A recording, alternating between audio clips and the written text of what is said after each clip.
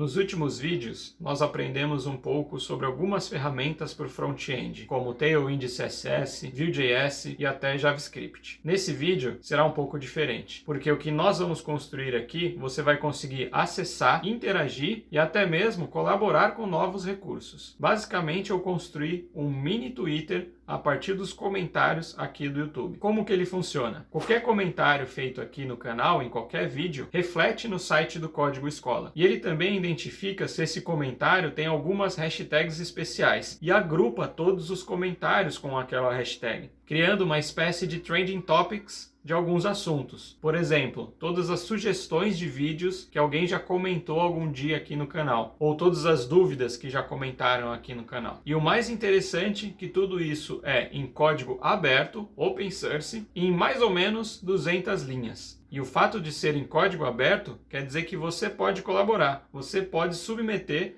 algum recurso novo, código novo, e quem sabe você não participa de um vídeo e a gente discute juntos a melhoria. Bem, então vamos para a construção de fato. O vídeo está bem condensado, bem compactado, então caso surja alguma dúvida no meio do caminho, não hesite em perguntar aqui nos comentários e não esquece de deixar a hashtag dúvida para que ele reflita lá no site do Código Escola direitinho no grupo de dúvidas. Eu vou dividir o projeto em 3 partes. A primeira é para consultar os comentários no YouTube. Essa parte será responsável por obter os comentários do canal no YouTube. A segunda parte é o servidor. Ela vai servir como uma API com todas as informações necessárias para carregar o site. Naturalmente, essa parte depende da anterior, ou seja, ela precisa consultar os comentários do YouTube e também aplicar alguns tratamentos quando necessário, como por exemplo, identificar as hashtags nos comentários. A terceira e última parte é o front-end, que nada mais é do que a página HTML, que vai consultar as informações do servidor da outra parte e exibir tudo isso ao usuário final. Vamos começar destrinchando a consulta dos comentários no YouTube. O YouTube possui uma API que contém várias operações possíveis, desde a visualização de itens públicos e até efetuar operações em nome do usuário, como se inscrever em um canal ou até mesmo fazer o upload de um vídeo. E essas APIs possuem 2 modos de autenticação. O modo de autenticação nada mais é do que um mecanismo que a API vai usar para autorizar ou não aquela operação. Para as operações em nome do usuário, que citei anteriormente, é necessária a autenticação via OAuth, que é um processo um pouco mais complicado, feito via tela de consentimento. Já as operações que só envolvem dados públicos, existe um outro método de autenticação, que é simplesmente gerar um token e usá-lo na chamada da API. O recurso que vamos utilizar é o Comment Thread. Esse recurso simplesmente consulta os comentários públicos de um canal. E felizmente, para usar esse recurso, podemos usar a autenticação mais simples, via token. Esse é um exemplo da chamada e do retorno, que você pode fazer aqui no site da documentação da API. O retorno é bem poluído, vem bastante informações que a gente não vai precisar, mas os comentários estão aqui. Só um lembrete, eu vou deixar todos os links dessa documentação na descrição do vídeo, caso vocês queiram dar uma olhada nessa API. Agora que já sabemos qual API do YouTube vamos utilizar para obter as informações dos comentários, vamos partir para a codificação. Para a codificação desse projeto, eu vou usar o Node.js, ou seja, a consulta à API do YouTube será escrita em JavaScript. Eu vou criar um arquivo chamado obtercomentários.js e dentro dele, a primeira coisa a ser feita é importar a biblioteca do Google que facilita o uso da API deles. Aqui dentro, eu vou criar uma função obtercomentários e exportá-la como padrão.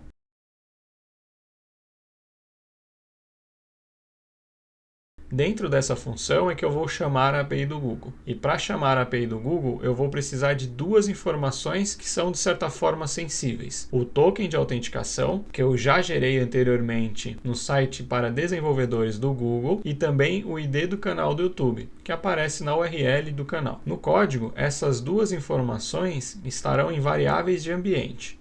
Então, a primeira coisa que eu vou fazer é verificar se essas 2 informações estão preenchidas na variável de ambiente. Se não tiver, ele já vai disparar uma exceção indicando que há um problema com aquela variável.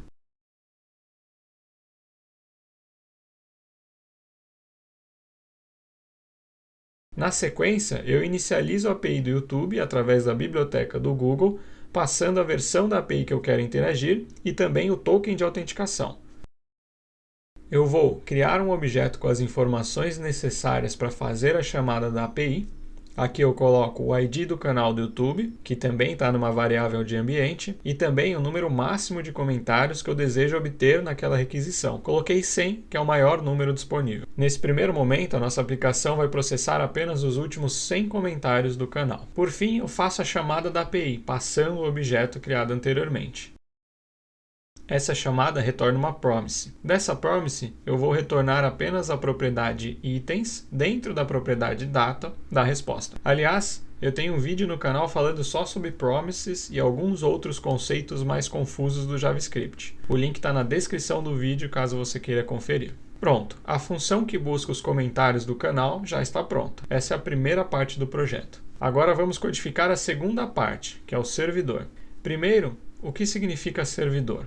Bem, aqui eu vou codificar uma aplicação que terá uma API que será chamada pelo front-end. E essa API deve retornar os dados já processados para o front-end.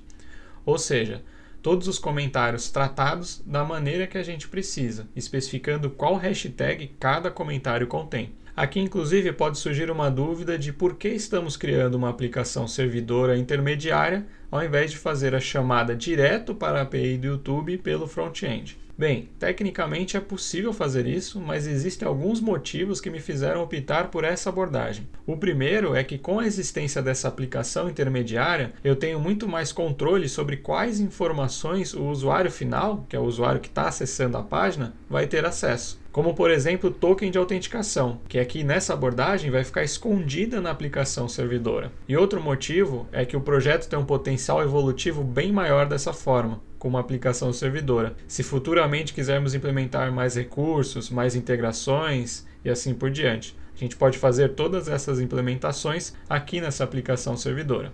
Enfim, vamos à codificação. Eu criei um arquivo chamado servidor.js e aqui dentro eu vou usar o Express para criar as APIs. O Express é a biblioteca mais popular do Node.js para criar APIs. Esse é o código necessário para expor uma API através do Express. Aqui já podemos testar no ambiente local que o endpoint comentários já estará disponível. Se eu fizer essa requisição aqui do browser, ele já vai retornar o Hello World. Dentro desse endpoint eu vou fazer a chamada à função obter comentários que fizemos anteriormente. Lembrando que para que essa função funcione, precisa ter duas variáveis no ambiente. Então eu vou usar a biblioteca .env para que eu possa injetar essas variáveis a partir de um arquivo .env. Dentro desse arquivo é só colocar as duas variáveis de ambiente. Somente retornar os comentários do formato que o nosso método disponibiliza não é suficiente. A gente precisa fazer um processamento desses comentários antes de retorná-los para que eles estejam no formato correto e com as informações que precisamos. Então eu vou criar um método chamado processar comentários para fazer esse processamento. Para cada comentário, eu vou retornar um objeto com as seguintes propriedades do comentário: o ID, o texto do comentário, o autor, uma propriedade chamada criado em, que é a data da criação do comentário, uma propriedade chamada likes, que é a quantidade de likes que tiveram no comentário, video ID, que é o ID do vídeo, e hashtag, que é uma propriedade que será uma lista de strings com as hashtags encontradas naquele comentário. Eu já mapeei anteriormente de onde cada uma dessas informações ficam no objeto retornado da API do YouTube. Então eu vou só preencher aqui com os endereços das propriedades. Um ponto de atenção é que eu vou mascarar o nome do autor do comentário, devolvendo para o front-end apenas as 3 primeiras letras. Isso para manter um pouco mais da privacidade do autor. Por mais que os comentários sejam públicos, eu acho interessante aqui a gente manter a privacidade do autor nesse site separado do YouTube. Para as hashtags, eu vou usar uma função regexmatch para encontrar as palavras dentro do texto do comentário.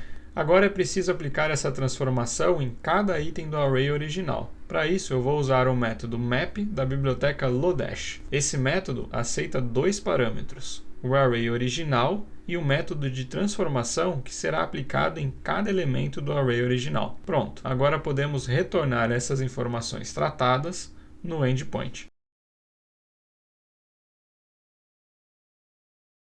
Mas temos mais uma melhoria a ser feita. Da maneira que o projeto está, a cada acesso ao site, a cada requisição, seria feita uma outra requisição à API do Google. Isso não é muito eficiente e também há uma cota de número de acessos máximos à requisição da API do Google. Se o site tivesse um pico de acesso, por exemplo, essa cota poderia ser atingida e o site ficaria fora do ar. Então a gente precisa de algum mecanismo para restringir o número de acessos à API do Google. Para isso, eu vou usar um cache, que vai funcionar da seguinte maneira. Assim que os comentários são consultados na API do Google, eles são armazenados no cache com uma validade de 1 minuto. Na próxima requisição ao site, a aplicação vai verificar se existem informações válidas no cache. Se existir informações válidas no cache, ele vai usar as que estão no cache, sem fazer acesso à API do Google. Se as informações já estiverem vencidas do cache, aí sim ele vai fazer a consulta à API do Google. Dessa forma, o número máximo de requisições que a nossa aplicação vai efetuar ao Google é de 1 por minuto. Afinal, se ocorrer vários acessos dentro de 1 minuto, ele sempre vai pegar os comentários do cache ao invés de fazer a requisição à API do Google. O único revés é que quando você comentar alguma coisa, vai ter que esperar 1 minutinho para essa informação refletir no site. Mas acredito que esse tempo seja totalmente tolerável. Fazer tudo isso no Node é extremamente simples. Basta usar uma biblioteca chamada Node Cache. Eu vou usar o método set da biblioteca para armazenar no cache. Esse método recebe 3 parâmetros. O nome de uma chave para identificar o item, eu vou usar comentários no cache, a variável que quero persistir e o tempo de vida em segundos. Vou colocar 1 minuto de tempo de vida. Agora, a primeira coisa que vamos fazer ao receber a requisição é buscar esse valor no cache, através do método get. Se as informações estiverem válidas, ele vai retornar. Caso não tenha, a variável vai ficar nula. Então eu vou adicionar um if para verificar se existe alguma coisa nessa variável. Se existir, significa que o cache está válido. Então basta retornar essas informações. Se não existir, a aplicação tem que fazer a busca API do Google e persistir no cache. Pronto, agora nosso servidor está praticamente pronto. A primeira requisição vai até a API do Google e as seguintes, até 1 minuto, buscam as informações do cache. Assim, nossa aplicação fica mais eficiente e veloz. Agora vamos à última parte, que é o front-end. Para manter a simplicidade do projeto, essa própria aplicação Node.js vai servir um único arquivo HTML estático para fazer o papel do front-end. Eu vou criar uma pasta chamada front-end, dentro dela um arquivo index.html, colocar apenas um Hello World por enquanto. No servidor, eu vou usar o próprio Express através do método static, que simplesmente aceita a pasta que deverá ser servida. Pronto, a página já é acessível. Agora vamos trabalhar nesse HTML. O que ele precisa fazer é consultar a API que criamos e exibir os comentários na tela. Também será possível filtrar os comentários pelas hashtags. Então, para fazer esse papel, eu vou usar 2 frameworks. O primeiro, para estilizar a página, é o Tailwind CSS. Vou construir a estrutura básica que vamos usar, com dados fixos por um instante, que na sequência a gente já aplica o JavaScript para torná-los dinâmicos. Nesse vídeo, não vou passar pelo processo de estilização usando o Tailwind, mas se você quiser conhecer um pouco mais sobre essa ferramenta, tem um vídeo no canal exclusivamente sobre o Tailwind, onde eu refiz a interface do Instagram. O link está na descrição. Na página, temos 3 links, um que exibe todos os comentários, outro que exibe somente os comentários com a hashtag sugestão vídeo e um outro que exibe só os comentários com a hashtag mandou bem. Aqui embaixo aparecem os comentários, sempre com esse mesmo formato. Agora vamos à codificação do JavaScript para tornar tudo isso dinâmico. Para isso, eu vou usar o Alpine.js. O Alpine.js é um framework que usa uma sintaxe quase que idêntica ao Vue.js, porém ele é muito mais enxuto que o Vue.js. Então ele acaba sendo ideal para projetos pequenos, como é o nosso caso. Então fique tranquilo que se você conhece um pouco sobre o Vue, você vai se sentir bem familiarizado com o Alpine. Vou importar a biblioteca através do CDN. Na div que encapsula todo o conteúdo da página, eu vou criar uma propriedade chamada x-data, que vai fazer referência ao método chamado inicializar dados. Essa diretiva xData é equivalente à propriedade data da instância do Vue.js, que em linhas gerais declara as variáveis que serão reativas. Ou seja, uma variável declarada aqui e utilizada no HTML, quando ela muda de valor, o HTML será automaticamente atualizado. Se esse assunto de reatividade, Vue.js é um pouco novo para você, se você quiser saber mais sobre Vue.js, eu tenho uma playlist aqui no canal que eu vou deixar na descrição do vídeo. Aqui embaixo, eu vou declarar um método inicializar dados, que vai retornar um objeto. As propriedades desse objeto serão as variáveis que vamos utilizar na nossa página. Eu vou criar 3 variáveis: todos comentários, comentários em exibição e tab. Todos os comentários será carregada com o retorno da API do servidor, ou seja, um array com todos os comentários disponíveis. A variável comentários em exibição inicialmente vai conter todos os comentários, mas conforme o usuário seleciona uma hashtag, essa variável será recarregada com apenas os comentários que contém aquela hashtag. E a variável tab simplesmente registra qual tab dentro dessas 3 está selecionada. Além dessas variáveis, também vou criar 2 métodos: carregar tab e carregar comentários. Carregar tab é um método que será acionado quando o usuário clicar em uma hashtag para ver somente os comentários com aquela hashtag. Então ele vai receber a tab e a primeira coisa a ser feita é atribuir o valor da variável tab ao valor recebido. Na sequência, o método vai verificar se a tab clicada é a tudo. Caso positivo, os comentários em exibição será equivalente à variável todos os comentários. Se ele não cair nesse if, os comentários em exibição será a variável todos os comentários, porém com a aplicação de um filtro.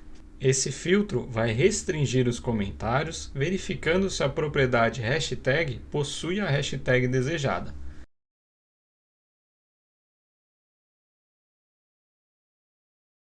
Já o método carregar comentários simplesmente vai fazer uma requisição à nossa API através do método fetch e depois atribuir a resposta da API à variável todos os comentários. E por fim, carregar a tab tudo, que é a tab carregada inicialmente com a página. Esse método, carregar comentários, será invocado através da diretiva xinit, que eu vou usar na div que inicializamos os dados. Essa diretiva xinit simplesmente vai executar esse método assim que o elemento for inicializado. Ou seja, assim que a página for carregada, o método carregar comentários será chamado e vai carregar todos os comentários, conforme a gente viu anteriormente. Agora, onde tínhamos o comentário fixo, vamos fazer com que ele imprima uma div dessa para cada comentário na variável comentários em exibição.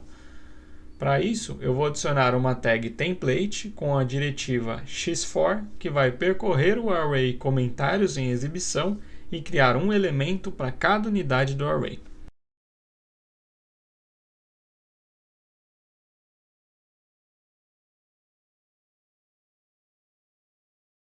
Os elementos que possuem texto do comentário, para que o texto apareça, eu vou usar a diretiva xText e colocar qual é a propriedade do comentário equivalente. Vou repetir esse processo para todos os textos.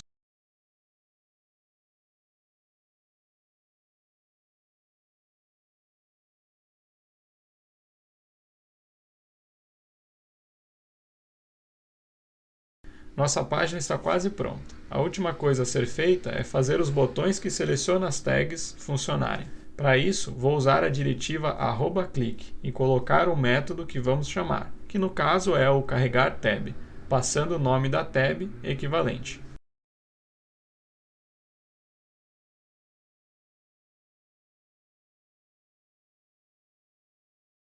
Para estilizar a tab selecionada, vou adicionar a diretiva class, com alguns estilos condicionais. Ufa, pronto! Nossa página está pronta. Eu vou publicar essa página no endereço códigoescola.site. Você já consegue acessar esse endereço e interagir. Se você comentar em qualquer vídeo no canal, o comentário vai aparecer aqui no site. O interessante é que esse código-fonte é totalmente aberto, então ele está no GitHub, vocês podem fazer melhorias se vocês quiserem. Manda um merge request que a gente publica. O endereço do repositório está na descrição do vídeo. Se vocês acharem interessante, nos próximos vídeos podemos aplicar várias melhorias nesse site. Como, por exemplo, permitir que o usuário personalize a caixa do seu comentário, mudando as cores, fontes, etc. Isso pode ser feito a partir de palavra-chave no comentário. Por exemplo, hashtag cor azul, e aí ele muda a cor do comentário para essa cor, e assim por diante. Também podemos aprimorar a seção de sugestões de vídeo, ou qualquer outra sugestão. Espero que vocês tenham gostado. Até o próximo vídeo.